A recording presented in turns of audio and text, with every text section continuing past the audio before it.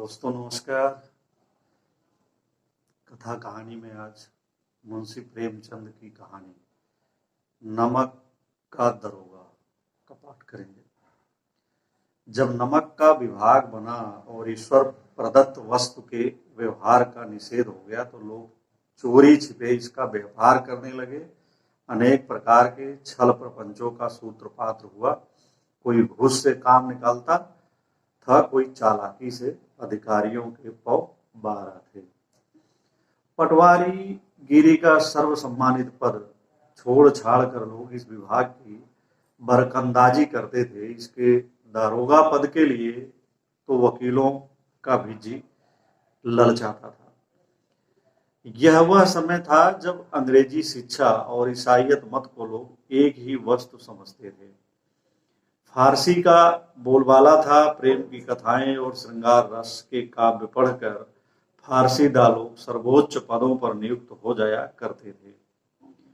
मुंशी बंशीधर भी जुलेखा की विरह कथा समाप्त करके सीरी और फरहाद के प्रेम वृत्तांत को नल और नील की लड़ाई और अमेरिका के आविष्कार से अधिक महत्व की बातें समझते हुए रोजगार की खोज में निकले। उनके पिता एक अनुभवी पुरुष थे। समझाने लगे, बेटा घर की दुर्दशा देख रहे हो, ऋण के बोझ से दबे हुए हैं, लड़कियां हैं वह घास फूस की तरह बढ़ती चली जाती हैं। मैं कगारे पर का वृक्ष हो रहा हूं, ना मालूम कब गिर पड़ूं। अब तुम ही घर के मालिक मुख्तार हो। नौकरी में ओहदे की ओर ध्यान मत देना, यह तो पीर का मजार है। निगाह चढ़ावे और चादर पर रखनी चाहिए। ऐसा काम ढूंढना जहां कुछ ऊपरी आय हो। मासिक वेतन तो पूर्णमासी का चांद है जो एक दिन दिखाई देता है और घटते घटते लुप्त हो जाता है। ऊपरी आय बहता हुआ स्रोत है जिससे सदैव प्यास बुझती है।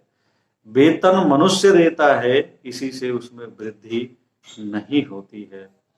ऊपरी आमदनी ईश्वर देता है, इसी से उसमें बरकत होती है। तुम स्वयं विद्वान हो, तुम्हें क्या समझाऊं।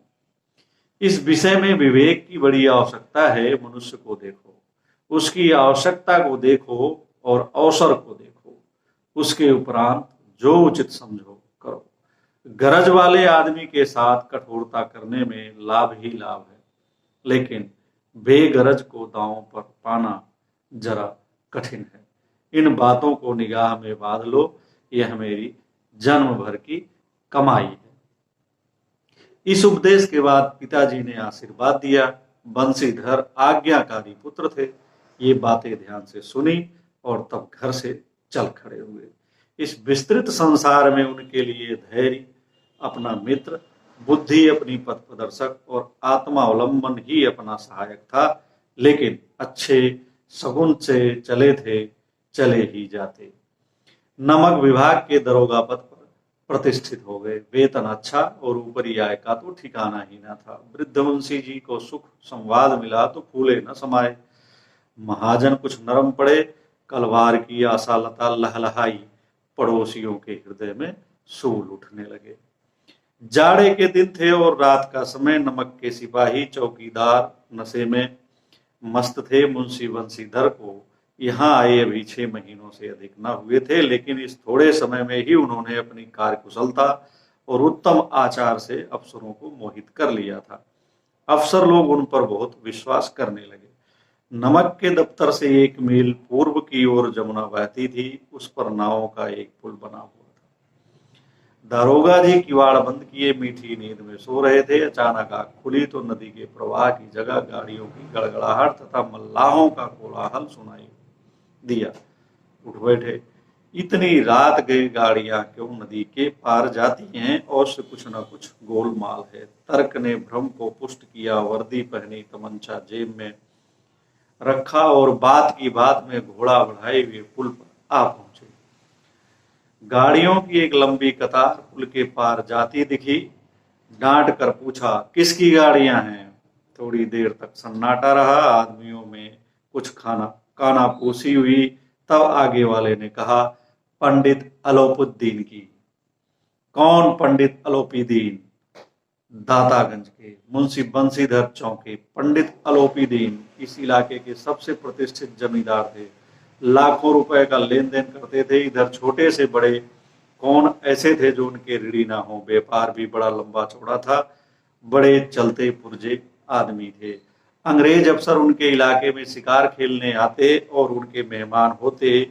12 मास सदा व्रत चलता रहता था। मुंशी ने पूछा, गाड़ियां कहाँ जाएंगी? उत्तर मिला, कानपुर। लेकिन इस प्रश्न पर कि इसमें क्या है, सन्नाटा छा गया। दरोगा साहब का संदेह भी बढ़ा। कुछ देर तक उत्तर की बाट देखकर वह जोर से बोले, क्या तुम सब गूंगे हो गए हो? हम पूछते हैं इसमें क्या लगा है। जब इस बार भी कोई उत्तर ना मिला तो उन्होंने घोड़े को एक गाड़ी से सटाकर बोरे को टटोला। भ्रम दूर हो गया। यह नमक के डेले थे। पंडित अलोपी दीन अपने सजीले रथ पर सवार कुछ सोते कुछ जागते चले आते थे कि अचानक कई गाड़ीवानों ने घबराए हुए आकर जगाया और बोले, महाराज, दरोगा ने गाड़ियां रोक दी और घाट पर खड़े हैं, आपको बुला रहे हैं। पंडित अलोपीदीन का लक्ष्मी जी पर अखंड विश्वास था। वह कहा करते थे कि संसार का तो कहना ही क्या, स्वर्ग में भी लक्ष्मी का ही राज्य है। उनका यह कहना यथार्थ ही था। न्याय और नीति सब लक्ष्मी के ही खिलौने हैं। इन्हें वह कैसे जैसे चाहती हैं नचाती हैं। लेटे ही लेटे गर्भ से बोले, चलो हम आते हैं। यह कहकर पंडित जी ने बड़ी निश्चिंतता से पान के बीड़े लगाकर खाए। फिर लिहाफ ओढ़े हुए दरोगा के पास आकर बोले, बाबूजी आशीर्वाद, कहिए हमसे ऐसा कौन सा अपराध हुआ कि गाड़ियां रोक दी गई? हम ब्राह्मणों पर तो आपकी कृपा दृष्टि रहनी चाहिए। बंशीधर रुखाई से बोले, सरकारी हुक्म। पंडित अलोपीदीन ने हंसकर कहा, हम सरकारी हुक्म को नहीं जानते और ना ही सरकार को। हमारे सरकार तो आप ही हैं। हमारा और आपका तो घर का मामला है। हम कभी आपसे बाहर हो सकते हैं। आपने व्यर्थ का कष्ट उठाया। यह हो नहीं सकता कि इधर से जाएं और इस घाट के देवता को भेंट न चढ़ावें। मैं तो आपकी सेवा में स्वयं ही आ रहा था। वंशीधर पर ईश्वर की मोहनी वंशी का कुछ प्रभाव न पड़ा। ईमानदारी की नई उमंग थी। कड़क कर बोले, हम उन नमक हरामों में नहीं हैं जो कौड़ियों पर अपना ईमान बेचते फिरते हैं। आप इस समय हिरासत में हैं। आपको कायदे के अनुसार चालान होगा। बस मुझे अधिक बातों की फुर्सत नहीं है। जमादार बदलू सिंह, तुम इन्हें हिरासत में ले लो, मैं हुक्म देता हूं। पंडित अलोपीदीन स्तंभित हो गए। गाड़ीवानों में हलचल मच गई। पंडित जी के जीवन में कदाचित यह पहला ही अवसर था कि पंडित जी को ऐसी कठोर बातें सुननी पड़ी। बदलू सिंह आगे बढ़ा, किंतु रोग के मारे यह साहस न हुआ कि उनका हाथ पकड़ सके। पंडित जी ने धर्म को धन का ऐसा निरादर करते कभी ना देखा था। विचार किया कि यह अभी उदंड लड़का है, माया मोह के जाल में अभी नहीं पड़ा। अल्लड़ है, झिझकता है। बहुत दीन भाव से बोले, बाबू साहब ऐसा न कीजिए, हम मिट जाएंगे, इज्जत धूल में मिल जाएगी। हमारा अपमान करने से आपके हाथ क्या आएगा? हम किसी तरह आपसे बाहर थोड़े ही हैं। बंशीधर ने कठोर स्वर में कहा, हम ऐसी बातें नहीं सुनना चाहते। आलोपीदीन ने जिस सहारे को चट्टान समझ रखा था वह पैरों के नीचे खिसकता हुआ मालूम हुआ। स्वाभिमान और धन ईश्वरी की कड़ी चोट लगी, किंतु अभी तक धन की सांख्यिक शक्ति का पूरा भरोसा था। अपने मुख्तार से बोले, लाला जी, 1000 के नोट बाबू साहब की भेंट करो। आप इस समय भूखे सिंह हो रहे हैं। वंशीधर ने गर्म होकर कहा, 1000 नहीं, 1,00,000 भी मुझे सच्चे मार्ग से नहीं हटा सकते। धर्म की इस बुद्धिहीन दृढ़ता और देव दुर्लभ त्याग पर मन बहुत झुंझलाया। अब दोनों शक्तियों में संग्राम होने लगा। धन ने उछल उछल कर आक्रमण करने शुरू किए। 1 से 5, 5 से 10, 10 से 15, 15 से 20,000 तक नौबत पहुंची। किंतु धर्म अलौकिक वीरता के साथ बहुसंख्यक सेना के सम्मुख अकेला पर्वत की भांति अटल अविचलित खड़ा था।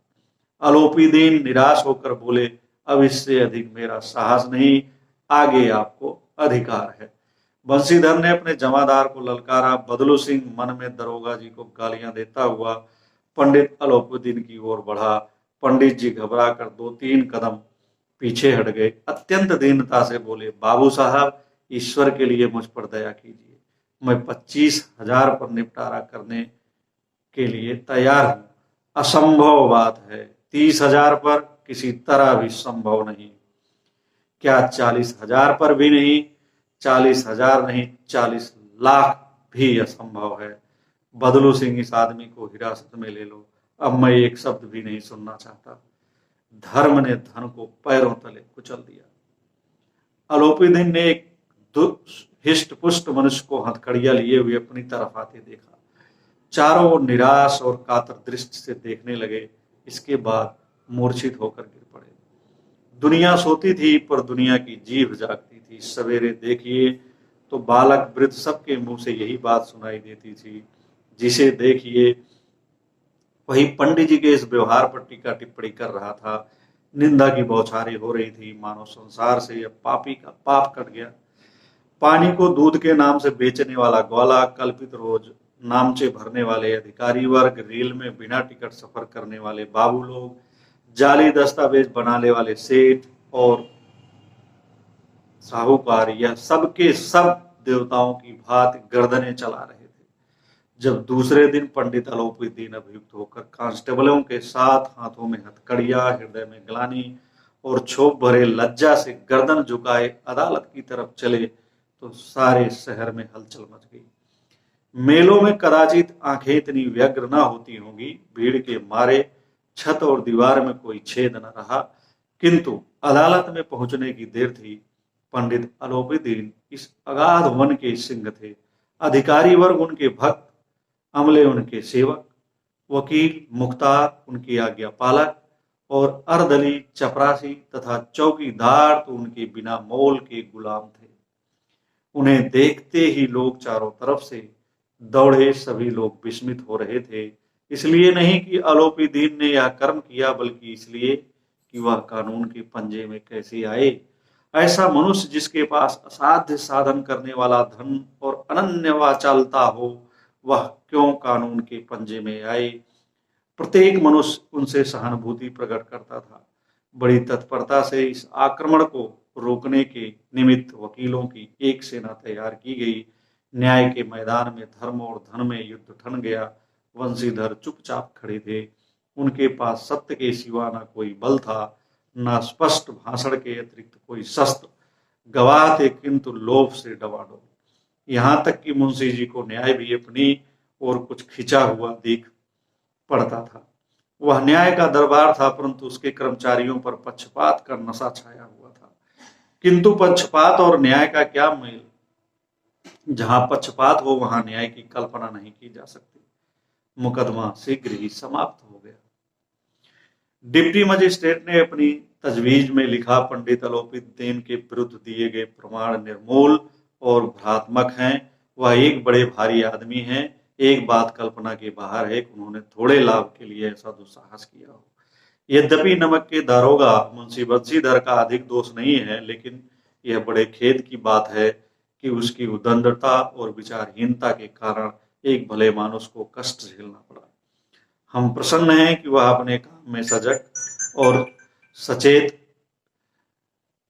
रहता है, किंतु नमक के मुकदमे की बढ़ी हुई नमक से हलाली ने उसके विवेक और बुद्धि को भ्रष्ट कर दिया। भविष्य में उसे होशियार रहना चाहिए। वकीलों ने यह फैसला सुना और उछल पड़े। पंडित अलोपीदीन मुस्कुराते हुए बाहर निकले। स्वजन बांधों ने रुपए की लूट की उदारता का सागर उमड़ पड़ा। उनकी लहरों ने अदालत की नींव तक हिला दी। जब बंशीधर बाहर निकले तो चारों ओर उनके ऊपर व्यंग्यवाणों की वर्षा होने लगी। चपरासियों ने झुक झुक कर सलाम किए, किंतु इस समय एक कटु वाक्य, एक एक संकेत उनकी गर्वाग्नि को प्रज्वलित कर रहा था। कदाचित इस मुकदमे में सफल होकर वह इस तरह करते हुए न चलते। आज उन्हें संसार का एक खेदजनक विचित्र अनुभव हुआ। न्याय और विद्वता, बड़ी लंबी चौड़ी उपाधियां, बड़ी बड़ी दाढ़ियां, ढीले चोंगे, एक भी सच्चे आदर का पात्र नहीं है। वंशीधर ने धन से बैर मोल लिया था, उसका मूल्य चुकाना अनिवार्य था। कठिनता से 1 सप्ताह बीता होगा कि मुअत्तली का परवाना आ पहुंचा। कारी प्राणायता का दंड मिला। बेचारे भग्न हृदय शोक और खेद से व्यथित घर को चले। बूढ़े मुंशी जी तो पहले से ही कुड़बुड़ा रहे थे कि चलते चलते इस लड़के को समझाया था, लेकिन उसने एक न सुनी, सब मनमानी करता है। हम तो कलवार और कसाई के तगादे सहे बुढ़ापे में भगत बनकर बैठे और वहां बस वही सूखी तनख्वाह। हमने भी तो नौकरी की है और कोई ओहदेदार नहीं थे, लेकिन काम किया दिल खोल कर किया और आप ईमानदार बनने चले हैं। घर में चाहे अंधेरा हो, मस्जिद में औश दिया जलाएंगे। खेद ऐसी समझ पर पढ़ना लिखना सब अकारथ गया। इसके थोड़े ही दिनों बाद जब मुंशी बंशीधर इस दुरावस्था में घर पहुंचे और बूढ़े पिताजी ने समाचार सुना तो सिर पीट लिया। बोले, जी चाहता है कि तुम्हारा और अपना सिर फोड़ लूं। बहुत देर तक पछता कर हाथ मलते रहे। क्रोध में कुछ कठोर बातें भी कहीं, और यदि बंशीधर वहां से टल न जाता तो अवश्य यह क्रोध विकट रूप धारण करता। वृद्ध माता को भी दुख हुआ। जगन्नाथ और रामेश्वर यात्रा की कामनाएं मिट्टी में मिल गईं। पत्नी ने कई दिनों तक सीधे मुंह बात तक नहीं की। इसी प्रकार 1 सप्ताह बीत गया। सांध्य का समय था। बूढ़े मुंशी जी बैठे बैठे राम नाम की माला जप रहे थे। इसी समय उनके द्वार पर सजा हुआ रथ आकर रुका। हरे और गुलाबी पर्दे, पछइये बैलों की जोड़ी, उनकी गर्दन में नीले धागे, सींग पीतल से जड़े हुए, कई नौकर लाठियां कंधों पर रखे साथ थे। मुंशी जी अगवानी को दौड़े। देखा तो पंडित अलोपोदीन है। झुककर दंडवत की और लल्लो चप्पो की बातें करने लगे। हमारा भाग्य उदय हुआ जो आपके चरण इस द्वार पर आए। आप हमारे पूज्य देवता हैं। आपको कौन सा मुंह दिखावें। मुंह में तो कालिख लगी हुई है, किंतु क्या करें, लड़का भागा कपूत है, नहीं तो आपसे क्या मुंह छिपाना पड़ता। ईश्वर निसंतान चाहे रखे, पर ऐसी संतान न दे। अलोपी दीन ने कहा, नहीं भाई साहब, ऐसा न कहिए। मुंशी जी ने चकित होकर कहा, ऐसी संतान को और क्या कहें। अलोपी दीन ने वात्सल्यपूर्ण स्वर में कहा, कुल तिलक और पुरखों की कीर्ति उज्जवल करने वाले संसार में ऐसे कितने धर्मपरायण मनुष्य हैं जो धर्म पर अपना सब कुछ अर्पण कर सके। पंडित अलोपी दीन ने बंशीधर से कहा, दारोगा जी, इसे खुशामद न समझिए। खुशामद करने के लिए मुझे इतना कष्ट उठाने की जरूरत न थी। उस रात को आपने अपने अधिकार बल से अपनी हिरासत में लिया था, किंतु आज मैं स्वेच्छा से आपकी हिरासत में आया हूं। मैंने हजारों रईस और अमीर देखे, हजारों उच्च पदाधिकारियों से काम पड़ा, किंतु परास्त किया तो आपने। मैंने सबको अपना और अपने धन का गुलाम बनाकर छोड़ दिया। मुझे आज्ञा दीजिए आपसे कुछ विनय करूं। बंशीधर ने अलोपीदीन को आते देखा तो उठकर सत्कार किया, किंतु स्वाभिमान सहित। समझ गए कि यह महाशय मुझे लज्जित करने और जलाने आए हैं। क्षमा प्रार्थना की चेष्टा नहीं की, वरन उन्हें अपने पिता की यह ठकुर सुहाती की बात असहाय सी प्रतीत हुई। पर पंडित जी की बातें सुनी तो मन की मैल मिट गई। पंडित जी की ओर उड़ती हुई दृष्टि से देखा, सद्भाव झलक रहा था। गर्भ ने अब लज्जा के सामने सिर झुका दिया। शर्माते हुए बोले, यह आपकी उदारता है जो ऐसा कहते हैं। मुझसे जो कुछ अभिनय हुई है उसे क्षमा कीजिए। मैं धर्म की बेड़ी में जकड़ा हुआ था, नहीं तो वैसे मैं आपका दास हूं। जो आज्ञा होगी वह मेरे सिर माथे पर। अलोपीदीन ने विनीत भाव से कहा, नदी तट पर आपने मेरी प्रार्थना नहीं स्वीकार की थी, किंतु आज स्वीकार करनी पड़ेगी। बंशीधर बोले, मैं किस योग्य हूं, किंतु जो कुछ सेवा मुझसे हो सकती है उसमें त्रुटि ना होगी। अलोपीदीन ने एक स्टाम्प लगा हुआ पत्र निकाला और उसे बंशीधर के सामने रखकर बोले, इस पद को स्वीकार कीजिए और अपने हस्ताक्षर कर दीजिए। मैं ब्राह्मण हूं। जब तक यह सवाल पूरा न कीजिएगा द्वार से न हटूंगा।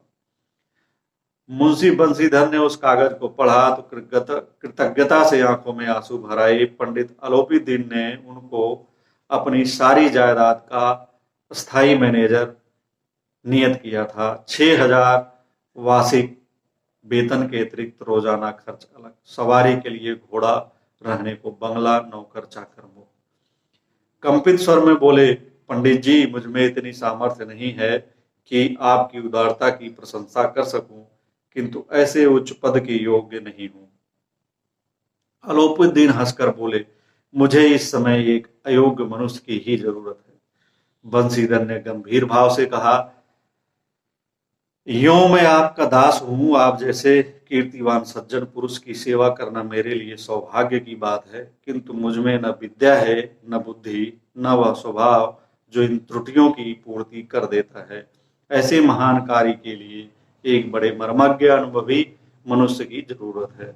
अलोपीदीन ने कलमदान से कलम निकाली और उसे बंसीधर के हाथ में देकर बोले, न मुझे विद्वता की चाह है, न अनुभव की, न मर्मज्ञता की, न कार्यकुशलता की। इन गुणों के महत्व को खूब पा चुका हूं। और सौभाग्य और सुअवसर ने मुझे वह मोती दे दिया जिसके सामने योग्यता और विद्वता की चमक फीकी पड़ जाती है। यह कलम लीजिए, अधिक सोच विचार न कीजिए, दस्तखत कर दीजिए। परमात्मा से यही प्रार्थना है कि वह आपको सदैव वही नदी के किनारे वाला बेमुरव्वत, उदंड, कठोर परंतु धर्मनिष्ठ दरोगा बनाए रखे। बंशीधर की आंखें डबडबा आईं। हृदय के संकुचित पात्र में इतना एहसान न समा सका। एक बार फिर पंडित जी की ओर भक्ति और श्रद्धा की दृष्टि से देखा और कांपते हुए हाथ से मैनेजरी के कागज पर हस्ताक्षर कर दिए।